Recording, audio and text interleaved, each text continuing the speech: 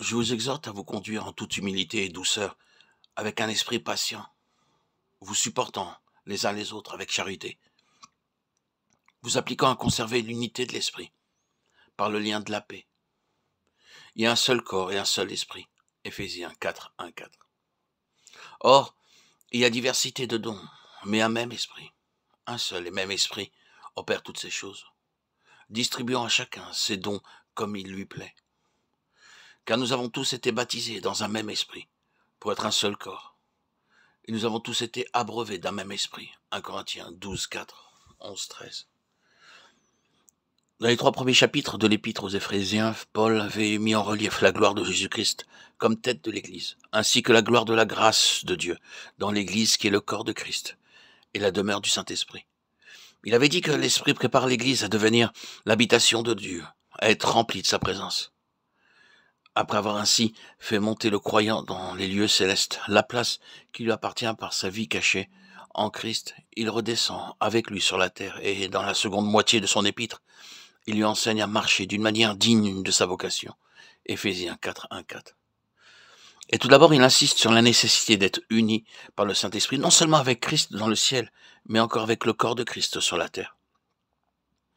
L'Esprit habite non seulement en Christ, dans le ciel et dans le croyant sur la terre, mais très particulièrement dans l'ensemble du corps de Christ.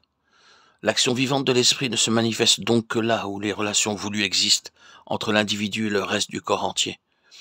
Le premier soin du croyant sera donc de veiller diligemment à ce que l'unité de l'Esprit demeure intacte. Si on reconnaissait pleinement l'importance de cette unité, d'un seul esprit et d'un même corps, la vertu cardinale du chrétien serait l'humilité et la douceur.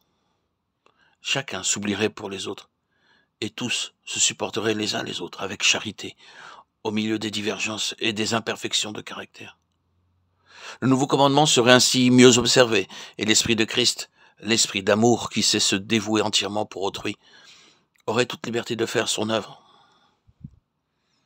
La première épître aux Corinthiens nous montre combien il est nécessaire d'insister sur cette vérité. Le Saint-Esprit agissait avec puissance dans cette Église. Les dons de l'Esprit étaient évidents, mais les grâces de l'Esprit ne s'y trouvaient pas. Ses membres ne comprenaient pas qu'il y a diversité de dons, mais un même esprit. Qu'au milieu de cette diversité, c'est toujours un seul et même esprit qui distribue ses dons à chacun comme il lui plaît.